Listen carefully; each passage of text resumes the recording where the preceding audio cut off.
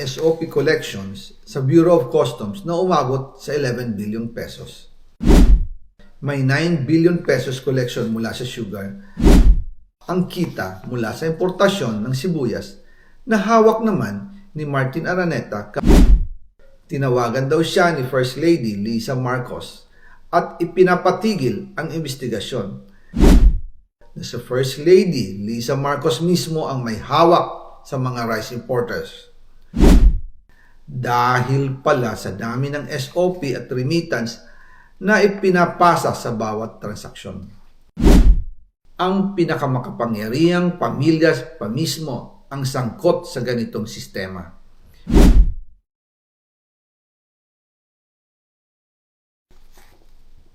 Ngayon naman po, tungkol sa kampanya nitong 2025 elections, nagkwento sa akin si dating Speaker Martin Romualdez.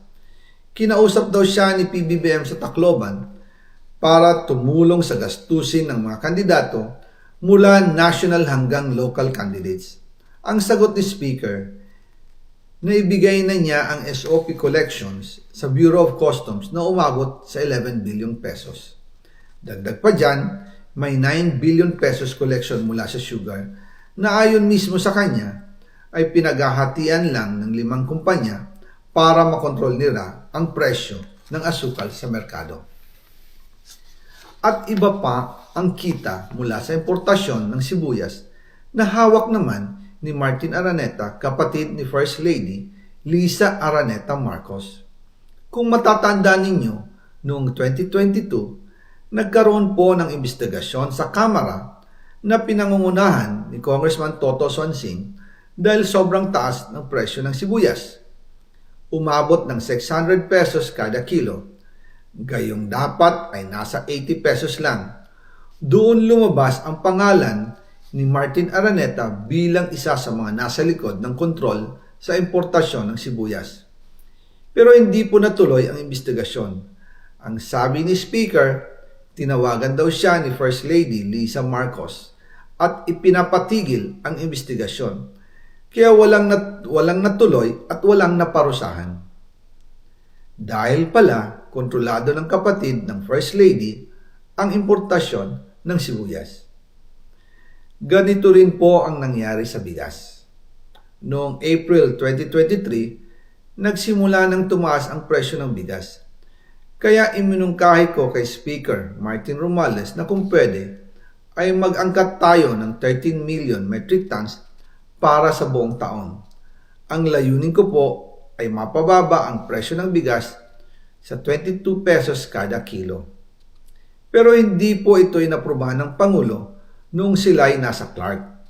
Dahil doon, sumipa ang presyo ng bigas na umabot ng 55 pesos kada kilo hanggang 2024. Noong 2024, kinausap ko ulit si Speaker Martin Romualdez na kung pwede makausap namin si Secretary Laurel Chu ng Department of Agriculture at Secretary Ralph Recto ng Department of Finance para maibaba ang taripa ng bigas mula 35% to 15%. Sinabi ko kay Speaker Martin Romualdez na kung pababayaan natin ang patuloy ng pagtaas ng presyo ng bigas at umabot ito sa 60 pesos kada kilo, siguradong magagalit na ang taong bayan.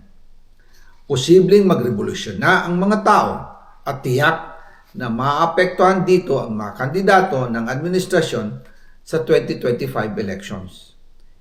Isa sa mga patunay na hindi na masaya ang taong bayan ay ang pagbaba ng approval rating ng Pangulo noong panahon na iyon dahil sobrang taas na ang presyo ng bigas. Nangyari po ang meeting at halos inaabot kami hanggang alas 2 ng umaga, nakikiusap, nagpapaliwanag. Buti na lang, matapos ang matagal na negosasyon, pumayag din sila. At di nagtagal, inanunsyo na rin sa publiko na ibaba ang nangbuwis sa bigas. Ngunit, matapos ang 4 hanggang 6 na buwan, hindi pa rin bumababa ang presyo ng bigas. Kahit ibinaba na ang taripa nito, Kaya iminungkahi ko kay Speaker Romualdez na magpatawag ng investigasyon tungkol sa bigas sa pamamagitan ng Quinta Committee hearings. Habang iniimbestiga nito ng Quinta Committee na pinamumunuan ni Congressman Joey Salceda, bigla na lang itong pinahinto ni Secretary Kiko Laurel Chu matapos niyang ipakita ang isang confidential report.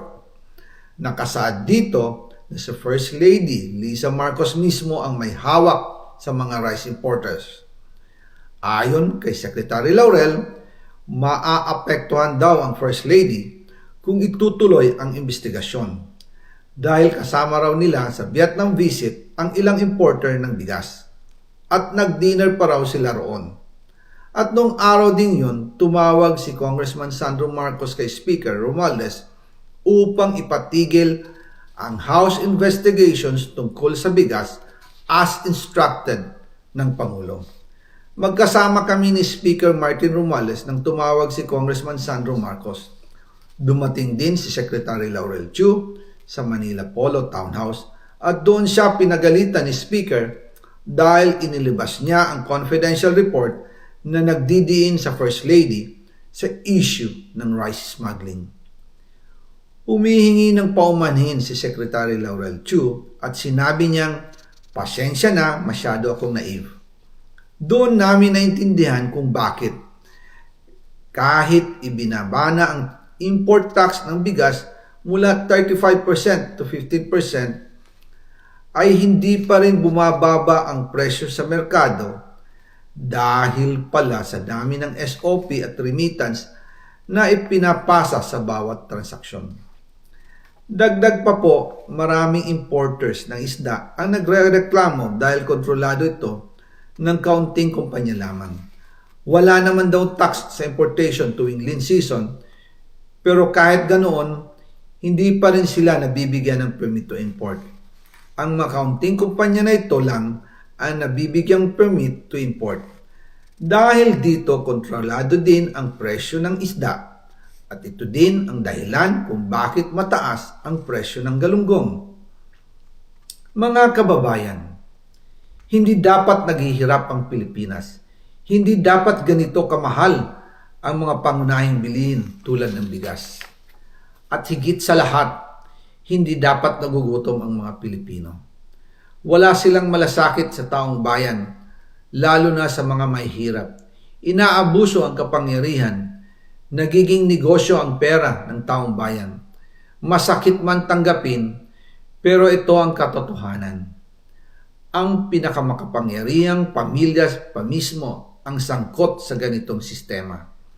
Mula sa Pangulo, First Lady, hanggang sa anak, sila mismo ang nagtatakda, kumukontrol, at nakikinabang sa mga transaksyon dapat sanay para sa kapakanan ng sambayanan.